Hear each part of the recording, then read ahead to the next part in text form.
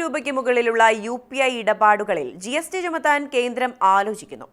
ഇത്തരത്തിലുള്ള വാർത്തകൾ നിങ്ങൾ കേട്ടിരുന്നുവോ? എന്നാൽ സമൂഹമാധ്യമങ്ങളിൽ പ്രചരിക്കുന്ന വാർത്ത പൂർണ്ണമായും വസ്തുതാവിരുദ്ധവും തെറ്റിദ്ധരിപ്പിക്കുന്നതുമാണെന്നാണ് കേന്ദ്ര ധനമന്ത്രാലയം പുറത്തിറക്കിയ പ്രസ്താവനയിൽ വ്യക്തമാക്കുന്നത്. കേന്ദ്ര സർക്കാരിന് അത്തരത്തിലൊരു ഉദ്ദേശമേ ഇല്ല. കൂടാതെ UPI വഴിയുള്ള ഡിജിറ്റൽ ഇടപാടുകൾ പ്രോത്സാഹിപ്പിക്കുന്നതിന് സർക്കാർ പ്രതിജ്ഞാബദ്ധമാണെന്നാണ് ധനമന്ത്രാലയം അറിയിക്കുന്നത്. 2024 ACI വേൾഡ് വൈഡ് റിപ്പോർട്ട് അനുസരിച്ച് 2023 ആഗോള റിയൽ ടൈം ഇടപാടുകളിൽ 49% ഇന്ത്യയിൽ നിന്നായിരുന്നു.